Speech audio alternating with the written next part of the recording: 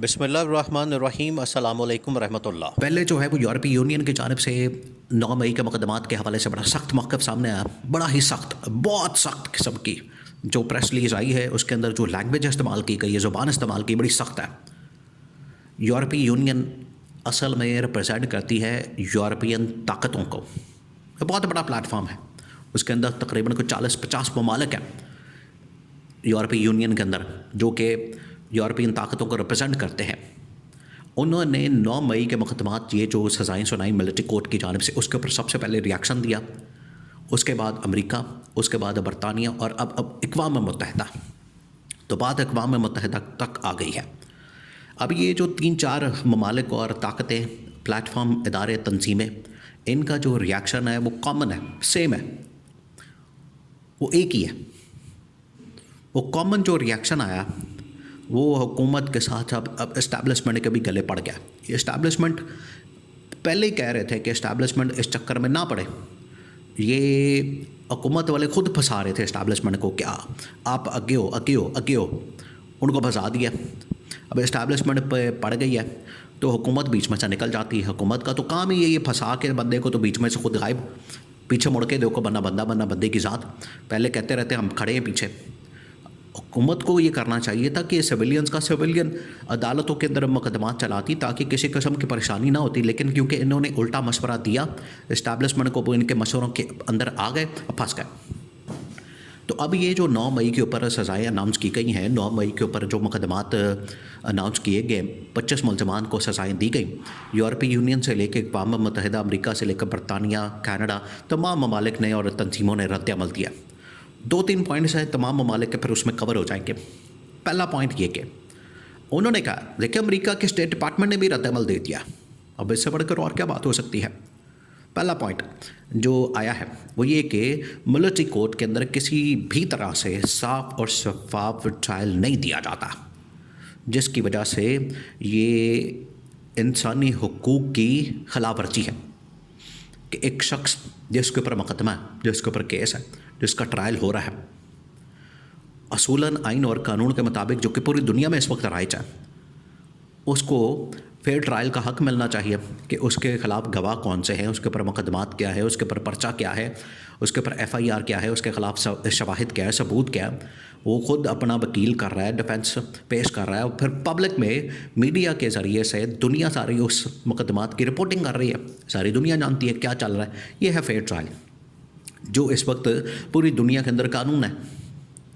इमरान खान यही तो कह रहा था पाकिस्तान के मतलब कि यहाँ पर जो अदालतें, उनका जो निज़ाम है वो ठीक नहीं है, इनको हमने ठीक करना है। इन्होंने क्या किया, इन्होंने पकड़ के जो मुड होता है, मुड जिसको कहते हैं मुड, वो सुप्रीम कोर्ट थी, इन्होंने सुप्रीम कोर्ट ही पकड़ के तो सारी तबाह बर्बाद कर दी 26वीं आईनी तरमीम लगा के। तो अब इमरान खान का वो सारा का सारा विज़न तो फारग हो गया। इन्होंने ये जो 26वीं आईनी तरमीम के बाद एक तो सारी सिविलियंस अदालतें अपने कंट्रोल में कर ली, वहाँ से सज़ाएँ दिलवा लेते, आपके लिए क्या मसला था।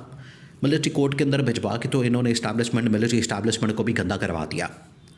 तो यूरोपीय यूनियन और अक़वाम मुत्तहिदा ने कहा है कि एक तो फेयर ट्रायल इनको नहीं मिला, जो कि इंसानी हुकूक की खिलाफ वर्जी, इंसानी हुकूक की धज्जियाँ उड़ाई गई हैं, इसको मुस्तरद करते, इसको नहीं मानते। ये पहला उनकी जानिब से मौक़िफ़ आया। दूसरा जो उनकी जानिब से मौक़िफ़ दिया गया है कि ये 9 मई के मुकदमात है, इसके अंदर है क्या कि कोई वहाँ पर लोगों ने प्रोटेस्ट किया, लोगों ने एहतजाज किया, तो अमेरिका ने इसके ऊपर, अक़वाम मुत्तहिदा ने इसके ऊपर मिसालें दी हैं।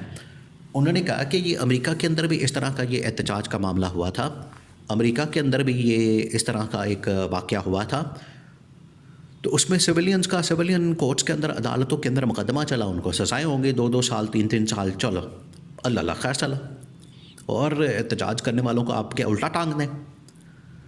तो ये उसके ऊपर कहा गया कि मिलिट्री कोर्ट्स के अंदर एक तो सज़ाएँ जो दी गई हैं, इसको भी हम मुस्तरद करते हैं, ये भी मुस्तरद करती, फिर ट्रायल भी मुस्तरद करती है। अब उन्होंने कहा है कि आप इन फैसलों को रिवर्स करें और सिविलियंस कोर्ट्स के अंदर, अदालतों के अंदर इनका मुकदमा चलाएँ शुरू से, वरना फिर बड़ी सख्त किस्म की सैंक्शन और रद्द अमल और रिस्पॉन्स आने वाला। पहले ही अमेरिका ने सैंक्शन लगाई पाकिस्तान के ऊपर, पाकिस्तान के मिलिट्री इस्टेब्लिशमेंट के ऊपर। एक गवर्नमेंट का जो इदारा है NDC, नेशनल डेवलपमेंट कॉम्प्लेक्स, उसके ऊपर पाबंदियाँ लगाई। फिर 3 और जो प्राइवेट कंपनीज़ हैं उनके ऊपर पाबंदी लगा दी बैलिस्टिक मिसाइल प्रोग्राम के ऊपर। देखिए ये पाकिस्तान के नुकसान में जा रही हैं। हुकूमत का क्या, ये शरीफ ख़ानदान को कोई इसका फ़र्क पड़ता है? इनको तो पता भी नहीं होगा कि ये पाबंदी मतलब क्या है इसका। इनको तो इतनी भी नहीं समझ बूझ अकल वगैरह है। ये ऐसे लोग हैं, इनको तो पता भी नहीं होगा कि मिसाइल कोई टेक्नोलॉजी है, कोई मिसाइल है, कोई बैलिस्टिक मिसाइल है, इंटरकॉन्टिनेंटल मिसाइल है या क्या है। इनको तो इतना भी नहीं पता होगा। शहबाज शरीफ को पता है शबाना रोज़, वो उसके पास कोई शबाना है, और नवाज शरीफ जो है वो 2017 में फंसा हुआ है, मुझे क्यों निकाला, बस। ये टोटल इनकी अकल और समझ यहाँ तक है।